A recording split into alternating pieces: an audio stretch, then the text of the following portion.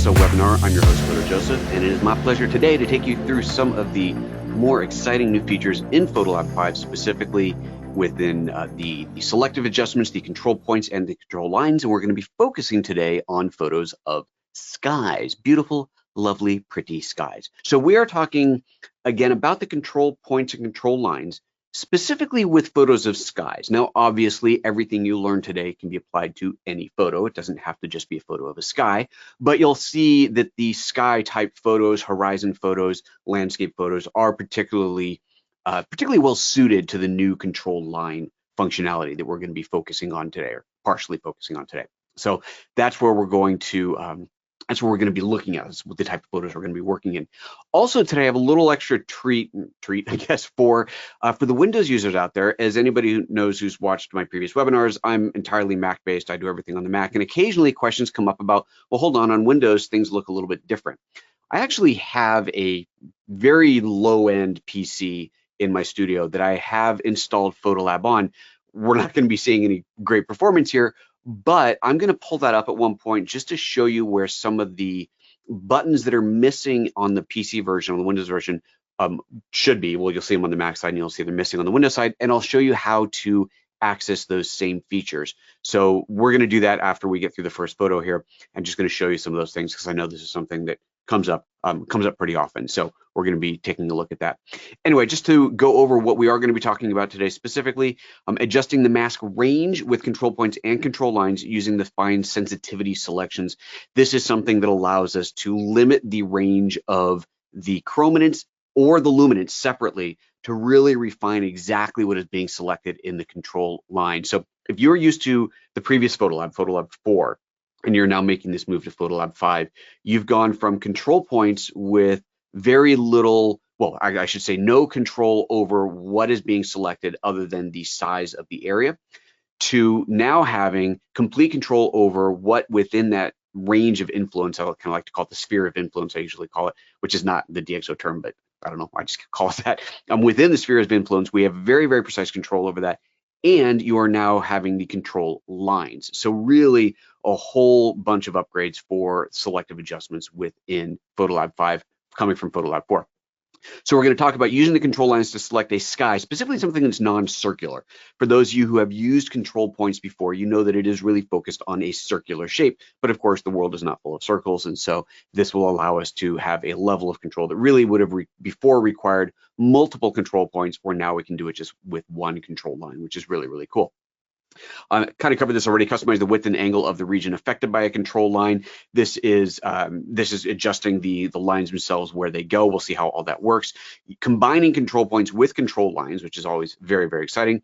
And then we'll be, like it says here, enhance your skies, addressing multiple issues with a variety of specific adjustments, which is just a all-encompassing way to say we're going to make our skies more better. So with that said, let's get into this. Let me slide over to the right screen. Here we are looking at PhotoLab on the Mac. We're actually going to start with this photo here, and I suppose I should hit that reset button. And I'm going to turn off my camera. As we go ahead and drop your questions into the Q&A or the chat. Lori's watching. She's going to pull your questions out and put them into a separate document for me to look at. So I will take pauses in between stages of the demo and come back and try to answer your questions. So by all means, ask away anything you would like. I can't promise we'll get to all of your questions, but I will do my darndest to do so. Right, with that said, I'm going to go and turn off my camera, give you guys a little bit more room to see the screen, and let's get into this. Okay, so first photo. This is, according to my title here, it's shot in the salt flats, although it doesn't look like the salt flats, but apparently that's where I was. And you can see, first off, this photo is quite overexposed. Looking at the histogram, it is pushed way, way to the right. You can just see on your screen, it's very bright and washed out. And as I have said many, many times, whenever I'm doing an adjustment for a photo like this, the first thing I want to do is just find out if I even have detail in here that's worth trying to recover. And for me, the easiest way to do this, and I do this with almost every single photo I ever touch, is I'll go to my exposure compensation, and I'm just going to drag this left and right to see what data is there. And as I pull this down, we see, yes, there is tons of data here in the clouds.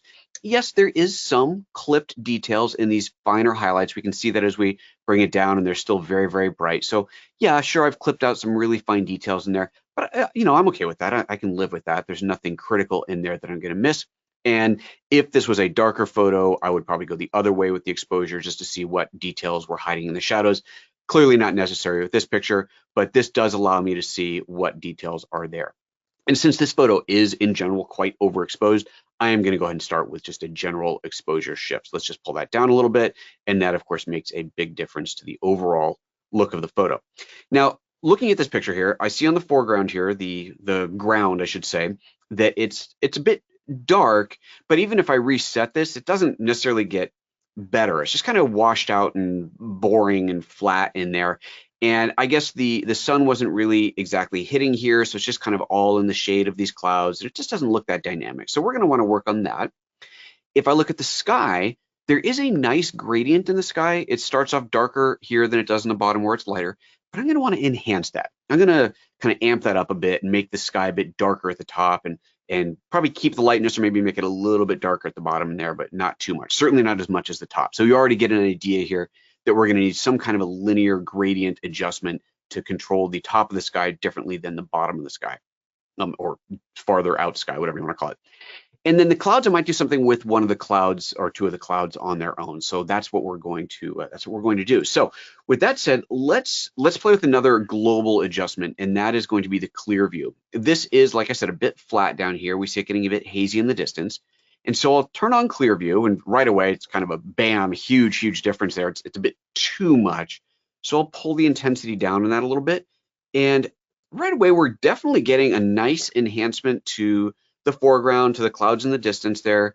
We haven't overdone it. You know, it's as easy to overdo. If I crank that up all the way, it just looks really overbaked. But if we just do a little bit in there, that works out pretty well for this photo. So I like this light clear view adjustment over the entire thing. We can toggle that on and off. Got a before and after on there. It's adding just a little bit of subtle enhancement. I'm going to leave that there. I think that's pretty good. So that's one global adjustment that I'm going to make.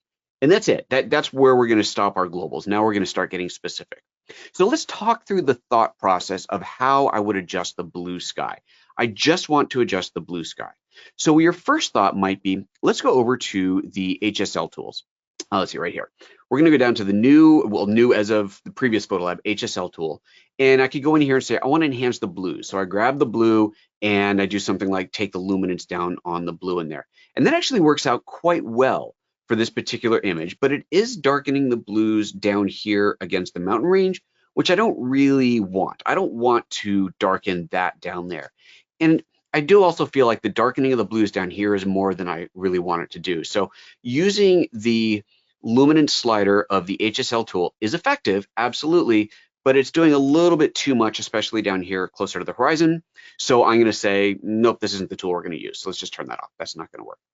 Well, let's think about the fact that I do want it to start up at the top, be darker, more of an adjustment at the top than I do at the bottom. And as I hinted earlier, that means a linear adjustment, a linear gradient. So let's go into local adjustments and right click to choose what tool. And I'm going to start with a graduated filter. Another name for that would be a linear gradient. I'm going to grab that and drag a line across the image, let's say from like here to here. And if you're not familiar with the way a linear adjustment works, let me just kind of restrict this a little bit. Effectively, what happens is you have a starting point and an ending point. So this little white dot's my ending point. This one's the beginning point or the starting point. Everything on this side of the line, in fact, let me just make this left to right to make it really obvious. Everything on this side of the line, the left side, is going to have whatever I do with my adjustments applied 100%. Everything on this side of the line of the white dot is going to be 0%. So nothing's going to apply there.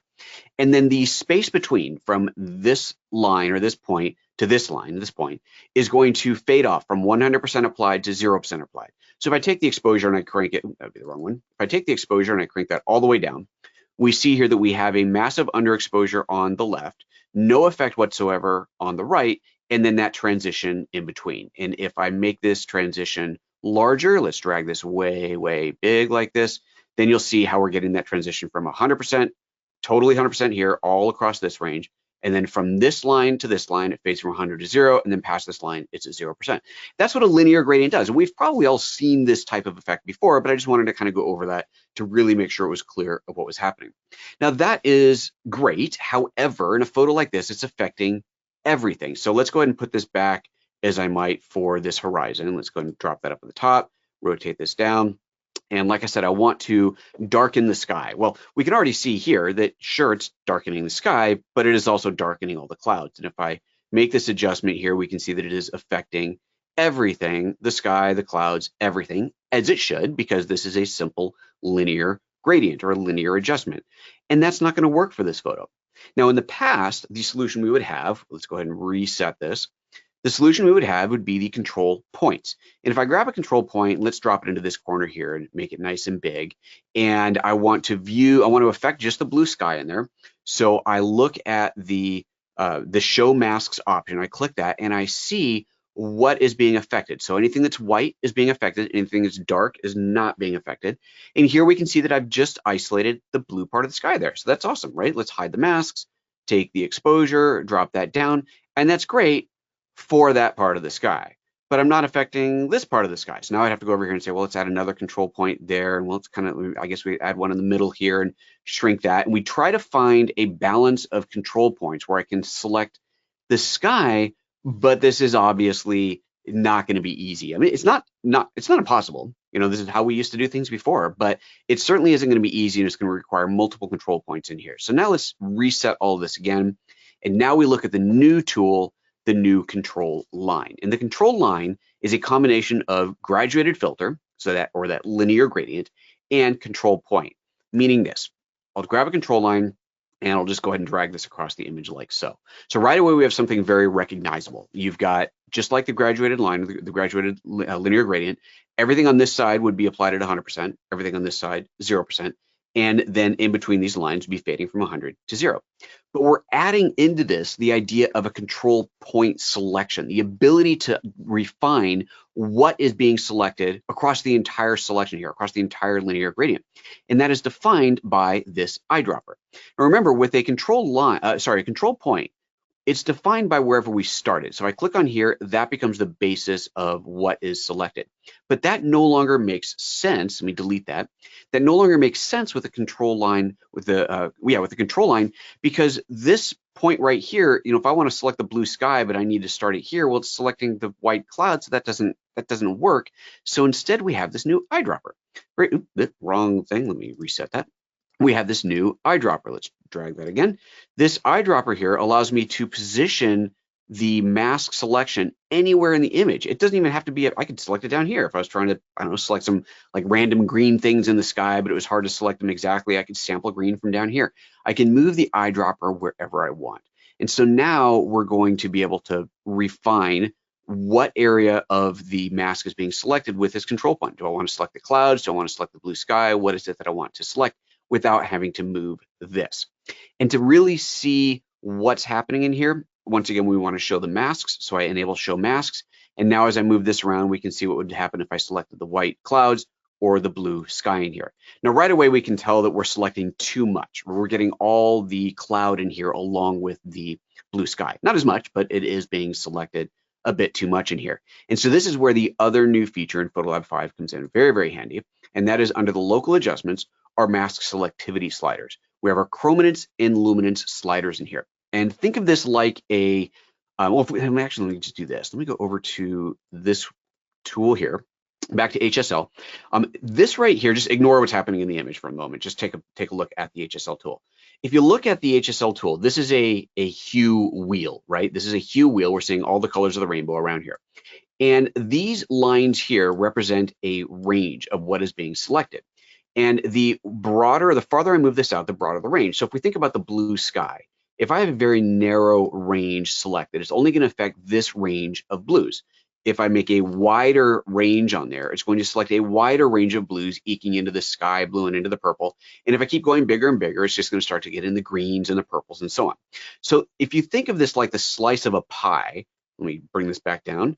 Like the slice of a pie, here we have a very narrow slice. And as I broaden this out, we get a broader and broader slice of that.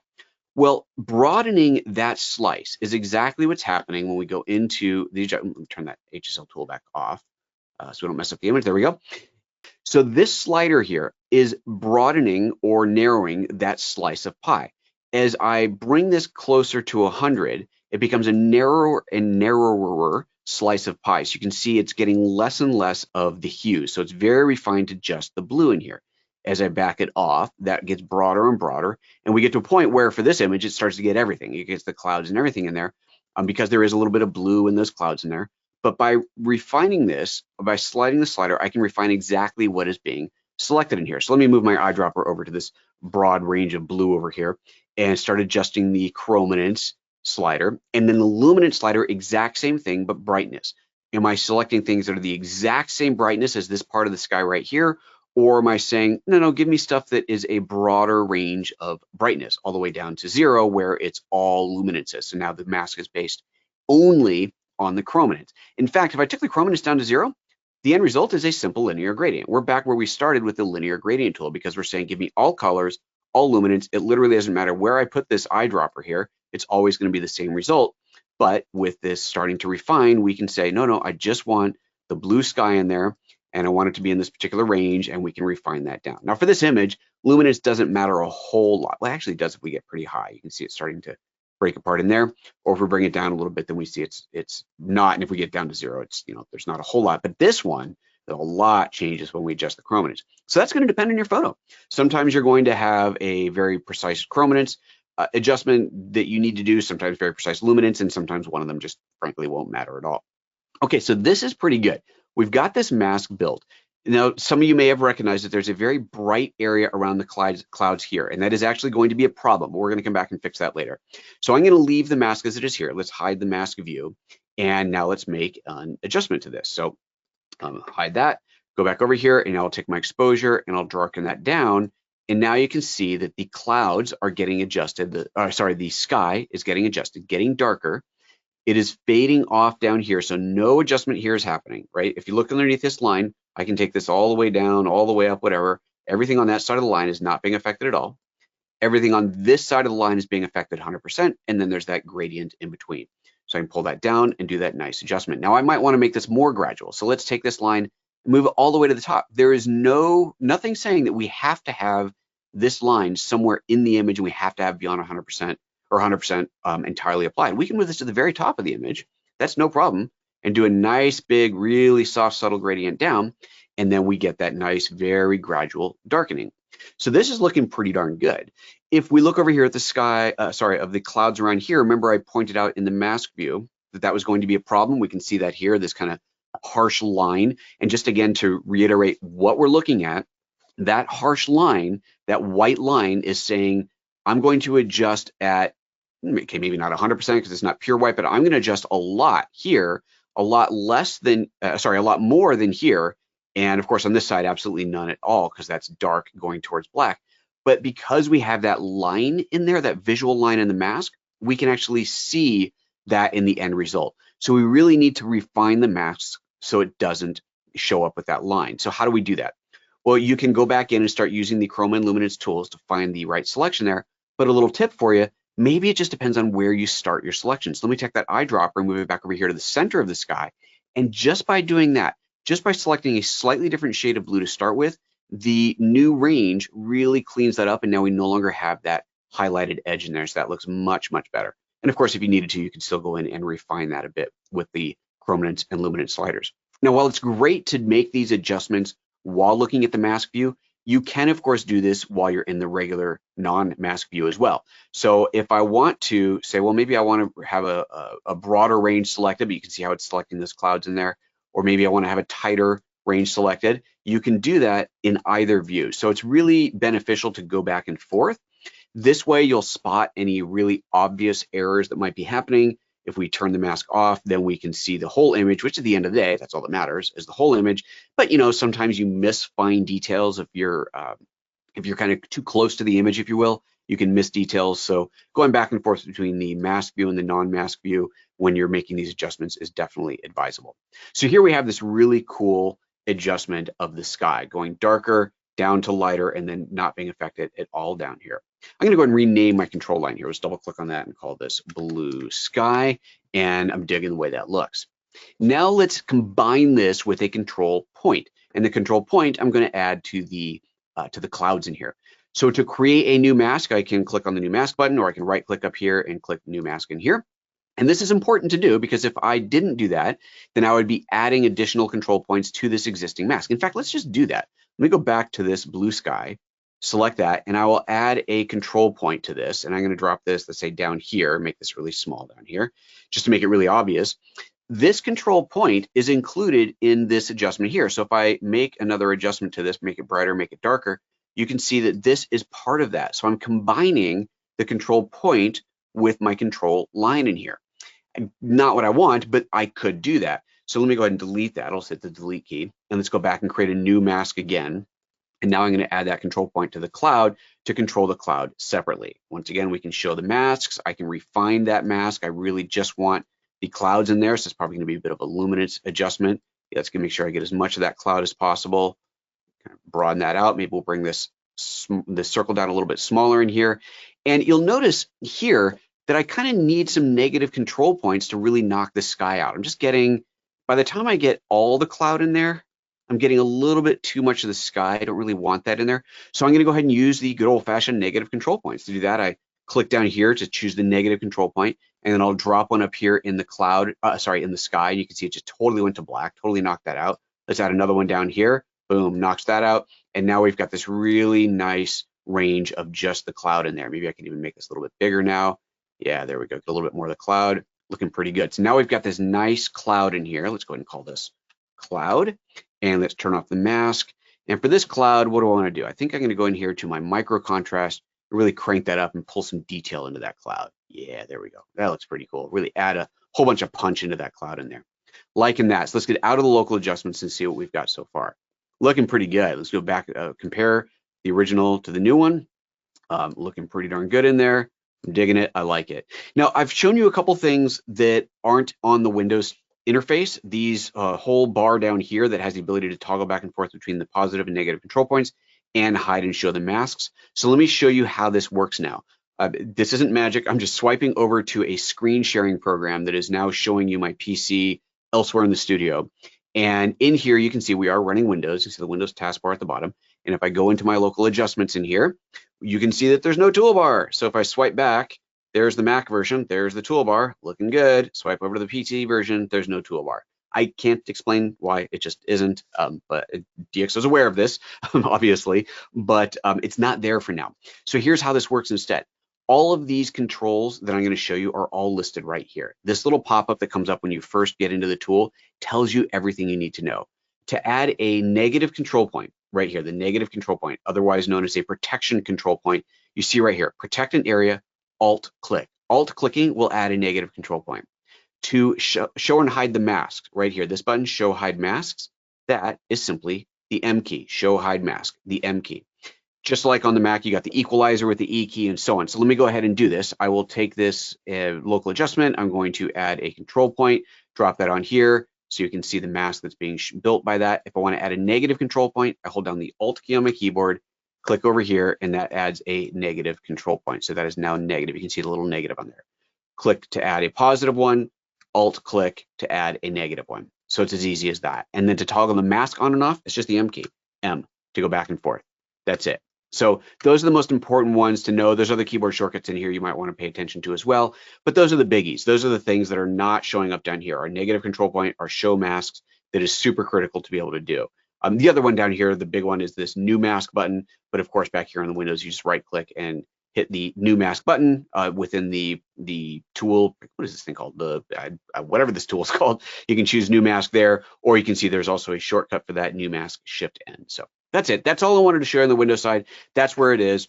Option, or rather Alt, to make a negative control point, and then the M key, M for mask, to toggle that on and off. All right, enough of that. Let's get back over to this version of this.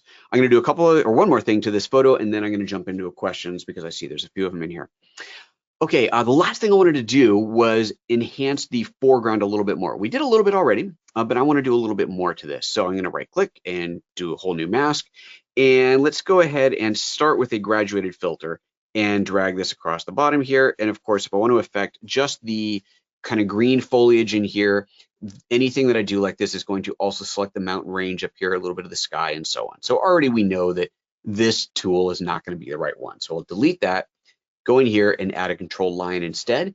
And I'll do the same positioning. I'll just drag it across that mountain range there, but I'm going to take my little eyedropper, grab it and drag it down here onto the green grass. Let's show the masks on there. And by default, It's too much selection. We can see it eking into the mountains in here. So we'll take that chrominance slider and let's reduce or restrict rather the area that's being selected. And pretty quickly there, we can see how that's starting to refine out. I don't want too little. I do want a bit of the green and beyond. So let's say, right about there, looks pretty good. So now I've got all this kind of greenery down here. The mountain range and the sky is being left alone. Let's hide the mask. And I want to enhance the detail in there. So maybe, I don't know maybe I want to take contrast. Is that going to do it? Yeah, just kind of, no, that's not doing it. Maybe micro contrast. Is that going to do it in there? That kind of helps a little bit in there. But remember, there's a tool that we used earlier, the clear view. The clear view worked really well over the whole image, but it was just too much on this earlier. So I'm going to take clear view just on the greenery down here and crank that up. And now we're starting to get some really cool details in there. Let me add some color into this as well. Let's take the saturation of that green, pump that way up, and I can go pretty far in here because I'm just hitting the greens. And now look at that beautiful greenery down there. Let's rename this one. This is called the green stuff. And now if I want to toggle that on and off, let's just close this to hide all the UI. And I'll go over here and I'll toggle just the green stuff on and off. And you can see what beautiful effect that has had there. If I want to toggle just the cloud on and off, we can see that nice pop we added to the cloud in there. Just the blue sky, we can toggle that on and off. And overall, this is pretty darn cool. Again, to compare back to the original, there's the original fully overexposed back to this view of it. Man, that is looking pretty cool. So that's a nice enhancement there. Again, combining control lines, control points, using all the tools that we have available to us, and I dig it. I love it. Okay, let me have a look over here at the questions that have come up, and let's see if there's anything I can answer. Tim has asked, is there a key combo that slows that down for more accuracy of the control line? No, there isn't, and I know what you're asking for. So if you go into, let me just choose a different image so I don't mess this one up, although it doesn't really matter, but let me go to another photo here and go in and do a control line, and I drag this down. If you want to very carefully refine this, especially if you're trying to do a really little one, no, what you want is a keyboard that shortcut you hold down, like Option or Command or Alt or Control or something, to make this more precise. It doesn't. There isn't one for that.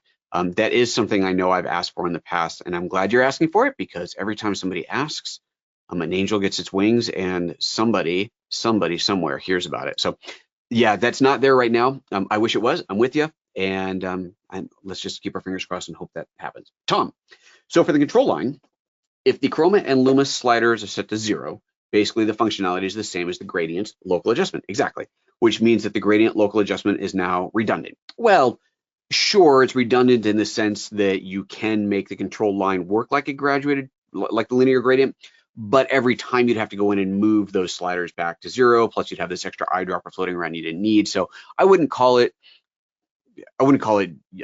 redundant completely. It's redundant in functionality, yes, but not really in practical use, because every time that you wanted to do it, you'd have to click it and then drag the 2 sliders down to 0. So it wouldn't be as efficient. So it's definitely more efficient to have that for when you want it, because sometimes you do want it, right? Sometimes, like this photo here, maybe I just want to make the whole sky darker. I just want to do a quick graduated filter across the top, and boom, and that's it. That's all oops, that's the wrong one.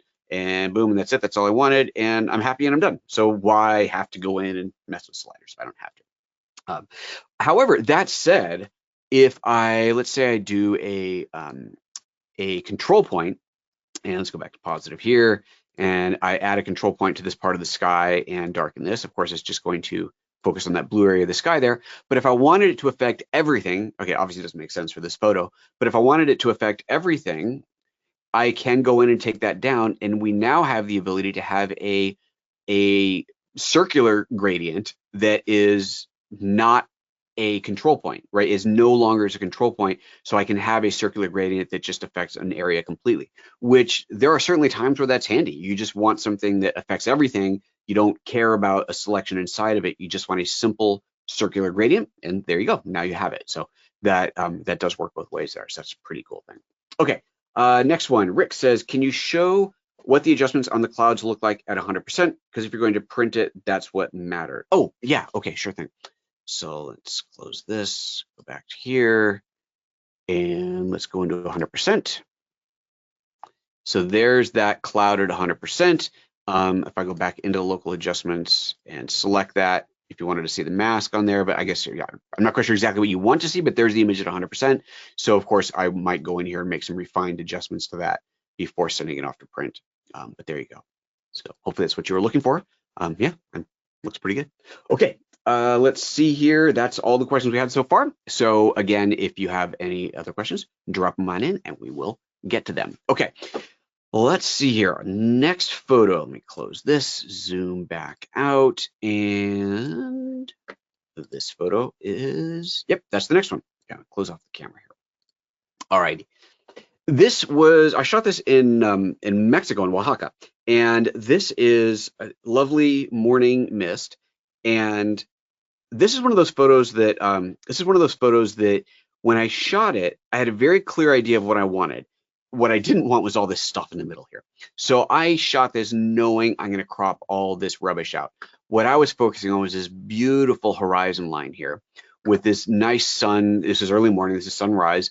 Bright in the sky, pointing straight into the camera here. But this mist, the cloud, the fog rather, in here, I just thought this was so beautiful. This is all ugly. I don't want any of this. So I shot this knowing full well I was going to crop this out, give me a really kind of cinematic look. Now you might be thinking, well, gee, Joseph, why don't you just tilt the camera up so the bottom of the frame was here? Probably because there's a whole lot of sky up here that I just didn't want, but also if I tilted it up, this is probably a pretty wide angle lens. Let's see here. Yeah, 15 millimeter lens on a micro four thirds, so a 30 mil equivalent. If I tilted this up, I would definitely get some curvature around the edges in here.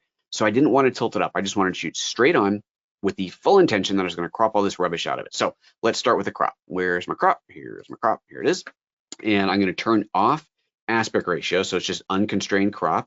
And I'm going to take the bottom of this all the way up to the top of that little foliage in there. Now, if I wanted to, I could go a little bit more and then go in and retouch this, but I really don't. I just want that. So I'm going to go to there, pull the sky down a little bit. Let's get closer to the sun. So now we're getting this super wide kind of cinematic, if you will, look. Cool. Let's close that, dig it. There we go. No, we're already off to a great start in here. So that's the first thing I'm doing. And I really make this point because I think it's important to think about this when you're shooting. Sometimes with any given lens that you have, any wide angle lens or whatever, you're looking at a scene, you're like, yeah, this is when you look at it just with your eye, you see just the part that you want to see, right? So in this situation, I looked out across this vista and I just saw the beautiful horizon there, the mountains with the fog and the sky. Clearly I can see the foreground, but my brain goes, it doesn't exist, don't care about that. All I care about is that stuff that I'm focusing on. Then you pick up your camera and you're like, but there's all this other stuff in there that I don't want. Remember, think in advance about how you might post-process your image. Remembering that you can do things like crop. Any photo, if you have any particular lens and you want to shoot something like, oh, but there's this stuff on the side, you'll be able to crop that out later. It's really important to, while shooting, keep that in mind. Keep the post-processing process in mind while you're shooting, because all the things that we can do in the computer really mean that our photo journey, the journey of making an image, only begins when we push that shutter button, right? That is not the ending. The ending is way later. So just keep that in mind. Just one of those things, when you're out shooting and you're like, the lens just doesn't get what I want. Well, would it get what you want if you cropped something out or retouched out a telephone line or something like that might be in the way? Keep these things in mind when shooting. Anyway, all right, enough little rant. Let's go back to the photo here. Okay, so what am I going to do with this picture? A couple things. It has this beautiful hazy horizon area. I might want to enhance it. I might not. We'll see. The sun. I love the way the sun looks in here, but let's look at this more closely. You can see there's this kind of a hard line. It's actually pretty good. I'm pretty impressed at how this sensor handled the edge transition from the bright spot off to the clouds in there. But I want to soften that out a bit more. I want to make that a little bit more graduated. So I'm going to focus on that as well in this image. Let's go ahead and start by just playing with the Clear View Plus. Now I'll turn that on and right away, boom, lots of cool stuff happening down here. We are getting a bit of noise, showing up in here because it's kind of overexposed in this region. Overexposed is the wrong word, because it's brighter here where it should be darker. How about we put it that way? But intentionally, it's getting a bit of noise in here, which is kind of okay in here. But if you look at the sky, it really isn't. I don't like the way it's kind of adding noise into the sky in there. So I'm going to not want that to happen. I might want to be able to do a little bit of clear view on the foreground here, but not really in the background. And maybe I don't want a clear view on the whole thing. So, well, everything I'm saying here, you can probably figure out pretty quickly, is leading up to using a control line. So let's start by just dragging a control line across the mountain range here, about like so. And let's go into the mask view and let's see what we're getting with the eyedropper. So as I move the eyedropper around, I can make a selection based off of, well, do I want just the darker range or just kind of the lighter range in there? In fact, let's refine this a bit. Let's take our, it's going to be chrominance or luminance. Well, chrominance, you can see we start to really isolate the noise in there, which is interesting. Maybe it's more of a luminance adjustment that we need. So we do a little bit refined luminance. Oh, there we go. Look at that. So as we get into the refined luminance range, now you really start to break apart the different ranges of the mountain. I mean, how cool is that? Look, do I want just this kind of foreground area, that range of the mountains, this range back there? So now it's a case of figuring out, well, what do I want to do? What is it I'm trying to achieve here? I don't know. Well, let's play with it. Let's turn off the masks and let's take our clear view and crank that up a bit. And I'm going to do this. I'm going to overdo it. I'm going to crank it up a bit too much just so it's easier to see what's happening as I move the eyedropper around, and then we'll back off on it.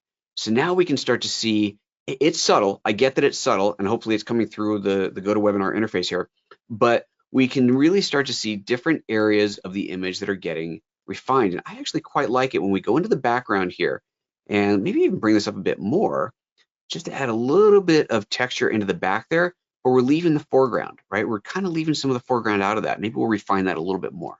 Take our luminance slider, crank that up a little bit. Kind of like that. Let's toggle that on and off. It's subtle, right? But subtlety is what matters here. Yeah, subtlety is what matters. It's a little bit too much. Let's back that off a little bit, but I like it. I like it. In fact, let's try this. Let's do something else. Let's go down here. Maybe darker in the foreground. Do I like that? Well, actually, I kind of do. That's making it a little bit darker in the foreground. All right, let's go with that. I think it's even better. There we go. A little bit of darkness just in the foreground. Okay, we're going to call this mountain range, and that's our new adjustment there. All right, next, let's do a gradient across the sky, and let's make it darker starting at the top. I want that kind of view that you get when you have a really big blue sky, really wide lens, and the top of the image gets darker, not vignetting, but just the top of the image towards the top of the sky. So let's do that. We'll do another new mask. And I think for this one, well, no, I don't want to do a straight graduated filter. Let's try it. Do a straight graduated filter. Let's see what happens. But we're going to end up darkening. Well, I mean, it does kind of work, doesn't it? Yeah, I think that actually does work pretty well. Maybe we don't have to get complicated with this one. We'll just leave that nice and simple linear gradient, darken that part of the sky. Maybe pull this down a little bit more.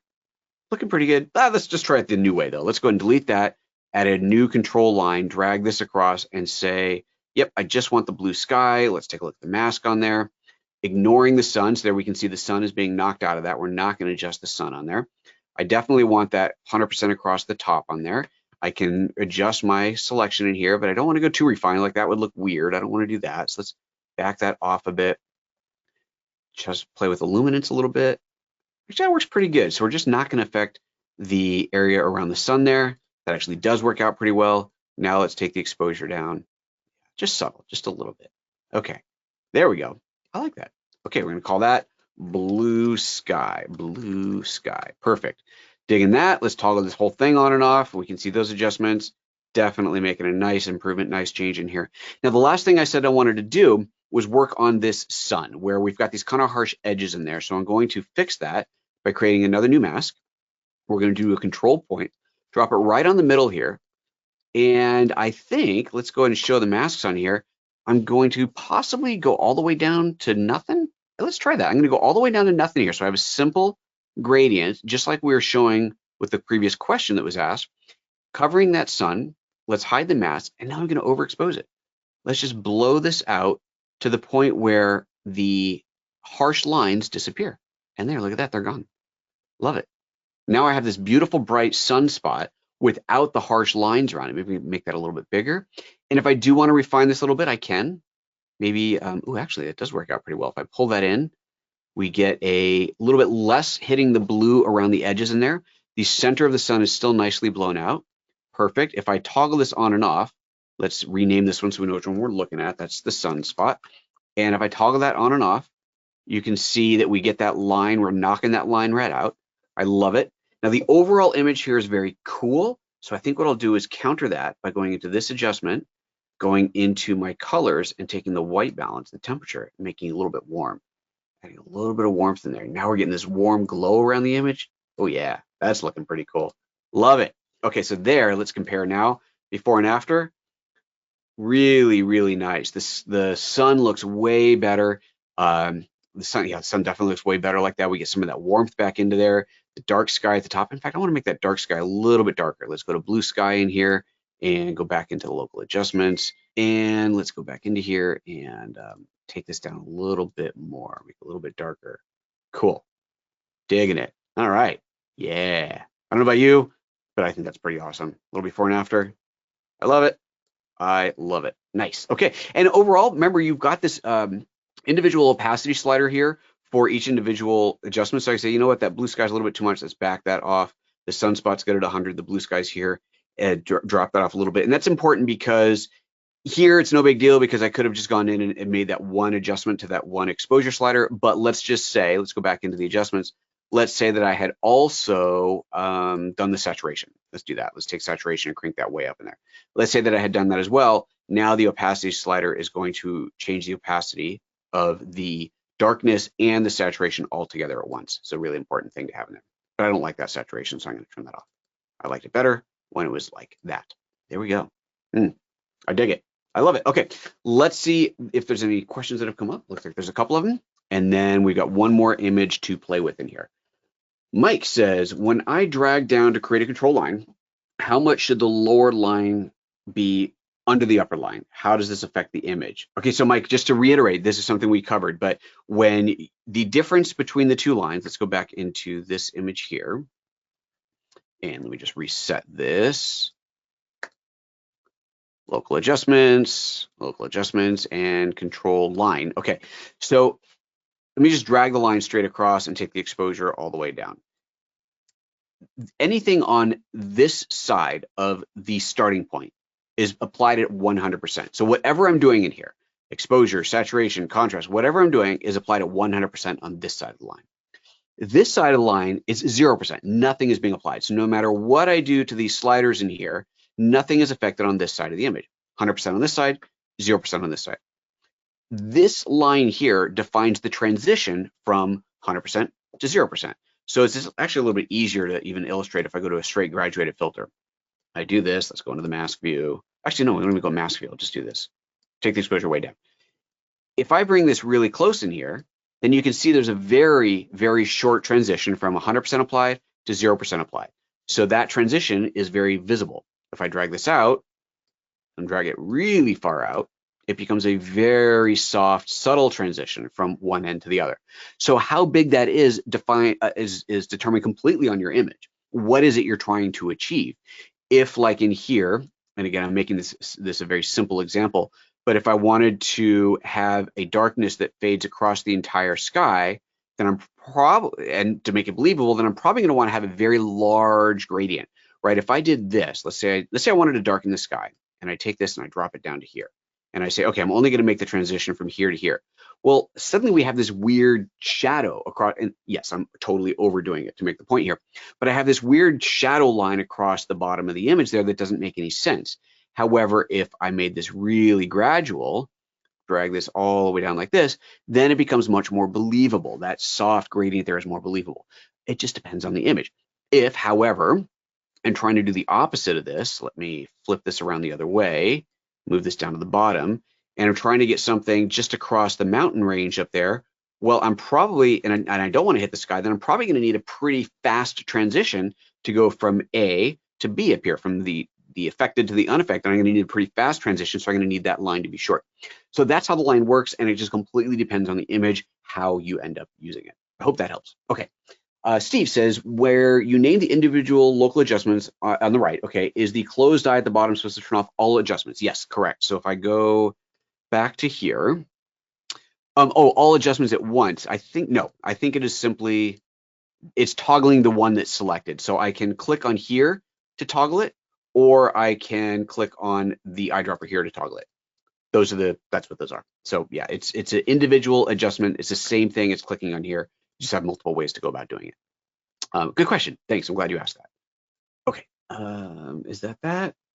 There you go. Okay, that's that one. All right, now let's go to the next and final image, which is this one.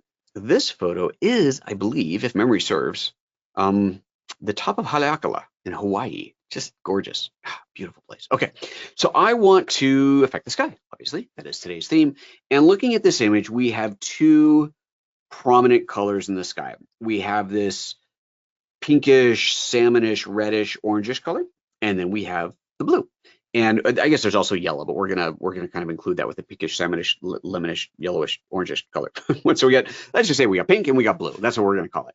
And I want to adjust them separately. I want to make the pinks be a bit more saturated, and I want to make the blues be a bit darker. So I could once again try messing around with this with the HSL tool. But we can see down here that we have this blue in the clouds in here that kind of fades and bumps down into the top of the mountain range in here. I am going to want to be very cautious of how I adjust those. And so I think that the linear gradient with the combination of the control point technology, so therefore control lines, is going to be very handy here. So we're just going to go straight into that. All right, local adjustments, control line. I'm going to go pretty big here, actually. I'm going to start there and just do a simple little transition across these clouds here and let everything up top here get affected 100%. Take the eyedropper, grab it onto something pink. Let's take a look at the masks and let's start adjusting the masks in here. So let's take our chrominance slider and refine just the area of the pink that I want. Luminance slider as well. Do I want to adjust that? Let's say right about there's looking pretty good like that. Let's hide the mask. Let's go into our saturation here, crank that up, and really enhance that. Oh yeah, look at that, beautiful. Really enhance that pink out there. Actually, you know what? Looking at this now, I think this is a little bit too strong. So what I'll do is I'll take my transition up above that and let it start to fade out a little bit sooner. That'll fade out that transition there a little bit sooner. Dig it. Okay, I think that looks pretty good. Now I want to do the similar thing for the blue. And I've already drawn this line. And obviously this was just a quick click and drag, but let's just say that I really refined. It took me a while to get this in precisely the right point in here. So what I want is a new control line, but I want it in the exact same position of this one. Well, that's what this little guy right here does. It allows me to duplicate a position, a mask. So let's go ahead and name this first one the pink. And there's our pink clouds in there. And then I'm going to duplicate that. And you see it just gets an 01 at the end. We're going to rename this one to blue sky. And now I'm going to take my eyedropper and move that over to the blue sky. So I've changed the eyedropper position, but the position of the mask itself has not changed. Powerful. All right, now let's position this over the blue sky. Let's show our masks in there. Maybe we want a little bit broader range on that. So let's back that off, get a little bit more of the blue in there. Find that kind of right refined range in there. I want all that blue sky looking good. And I don't want to super saturate that. So let's pull my saturation back down. I do, however, want to darken it. So let's pull the exposure down there. There we go. And now, once again, if I go into my masks and I start refining the selectivity here, it might be a little tough to figure out exactly what it is I want, because this is the kind of image where I go, yeah, I don't really know what I want. I just know I want the blue to be darker and the pinks to be saturated. So I'm going to go ahead and leave the mask off, but now go back into the mask selectivity and start to refine this. And this is pretty cool because now you really start to see what's being affected. You go, oh, actually, I kind of like that. Like if I was just looking at the mask here, I might go, oh no, that's way too much of a selection. Look at how much it's getting my pink clouds in there. That's too much. I don't want that. But when I'm doing it without the masks, I go, oh, actually, I kind of like that. I kind of like how it's darkened the pink in there. But if I go back to my pink adjustment here, I still have in here that really cool saturation that's happening. So, oh yeah, that works out really, really nicely. So I've got that beautiful combination there of the blue sky with the pink clouds. And again, with the pink, we can adjust this as well. Do I want to broaden or contract the range of what's being selected there? Let's actually pull it down a little bit. Yeah. Change the luminance selection, drop that out a little. There you go. I like it. Pretty darn good. And again, if we do a little compare before and after, that is a stunning and quick adjustment in there. Last thing I'll do is to knock out this road. We can see here, there's a little, hopefully you can see a little bit of a road in here. Don't want it. I just want this to be a total silhouette. So let's create a new mask in here. We'll do this as a control point, and I will kind of make that a big control point there and just take the exposure of that and just pull it all the way down. There we go. Nice big adjustment on there just to really knock that out. That works out pretty good. And then if I wanted to add some protection points, I can do that. Let's add a negative control point here, make sure we're not darkening that because it did start to pick up some of that. darken that out. There we go. Protect that. And there we have it. That perfect silhouette in the foreground and the beautiful clouds back there. Do I want to do a little bit of brightening on the clouds? I don't know. Do I? Sure. Why not? Let's see what happens. Let's take one more local adjustment. Let's take this, change the name of this to the Dark Mountains. There we go. And let's add one more. So we're doing a new mask. New mask. Let's do a control line. And actually here, I know what I can do. I can just pull this down like so. Don't have to worry too much about the fading off of that for what I'm going to do. Make sure I'm selecting. Oh, actually, no, I don't want to do that. Let's do it this way. We'll flip it this way around. I'm making this up as I go here, folks. I'm going to flip this way around and let's get just the clouds in there. And let's do some micro contrast. Want to do that? It doesn't really work. Maybe a little clear view in there. Add a little texture to this. Yeah, that's kind of cool. Brighten it up a little bit. Oh, I kind of like that actually. Here we go. We'll brighten up. Yeah, it works pretty good. Okay, I like it. Why not? Before and after with that one? Yeah, sure. Maybe it's a little bit too much. Let's take that, drag it down just a little bit. And perfect. Digging it. There's the whole thing. Local adjustments on and off for the whole thing there. I love it. And there we have it. There is a even more beautiful sunrise than we had before. All right. Very fun. All right, let's see. Are there any other questions over here? There's one more question that came up. This is your last chance. You got questions, pop them in here. Cecil says, once again, how do you access the drop-down window when using Windows? Okay, so let me switch back over to the PC again. And let me just reset all of this. Reset. Okay, so first of all, I went into local adjustments the same way as on the Mac. You've got your local adjustments button up here. That's your kind of easiest way to get into it. You can also get into it from the local adjustments tool here by clicking the tool button. Either way, it does the same thing. It opens up this window. This shows up automatically. I can close this, but I don't actually know the keyboard shortcut to bring it back. So I'm not going to do that right now because I don't know. It's different than it is on the Mac. On the Mac, it is Shift. It was Shift / yeah, Shift / or Shift ? Brings that up. It's not that on here. So I don't know what it is. I have not been able to figure that out. It's got to be in there somewhere. I'm kind of afraid to close it. I just literally installed it this morning on the PC. Anyway, so this gives you all the controls in here. So the two key ones that we were talking about was the missing negative control point function, this little minus here. So to do that, you simply hold down the Alt key. So if I go into the the mask view, the second one's the mask view. So I'm going to enable that by tapping the M key, M for mask. And now if I hold down the Alt and I click over here, that adds a negative control point. So you can see that it is blocking that area. If I just click, then that adds another positive control point. Hold down the Option or the Alt key, and that adds a negative control point. So there's your difference. You can see the little minus on there. So Alt does that. And then again, the M key, M for mask, toggles those on and off. I don't know what the control is to bring this back up. I haven't figured that one out. But anyway, there you go. Okay, hopefully that helps that. Mike says, how do I move the sliders away from the default place where they're shown? It's called the equalizer, and unfortunately, there's not a way to move it. Delete that. I accidentally created, but you can hide it. So let me close that, and so I've got this selected. If these control equalize, it's called the EQ. The equalizer is in the way. You can hit the Shift E to hide that. So Shift E will hide that. On Windows, I think it's just E. Let's see here. Over here, if I look at these controls, where's show and hide the equalizer is Shift E. On Windows, show and hide the equalizer is just the E key. So over here, if I just hit the E, it toggles that. On the Mac, it's Shift E to toggle that on and off. But you can't move it, which I know is kind of a weird thing, but you can't. But Shift E hides it. So there you go. That's how that works.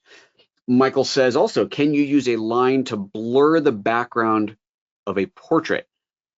Oof. Ooh. I would say it depends on the background. But yeah, if you did, let's do this. Let me go. This actually would work out well for this because the background's already blurry here. So it's not the greatest demo, but let's make it even blurrier. So with this photo, let's see here, local adjustments. I'm going to do a control line and do a gradient line down like so, and we'll use the eyedropper and look at the mask. And I obviously don't want to affect the flower, so I will actually add a negative control point on here to protect the flower. So let's make sure that's really nicely protected. Really trying to isolate the flower out of there to protect it. I might need to add some more to really protect the rest of the flower in here. Okay, let's add some over to the leaf on here. So we're pretending the flower is a portrait here, obviously. You probably would have to add a whole bunch of negative control points to protect it. Let's go back to this and make sure we've got most of the sky.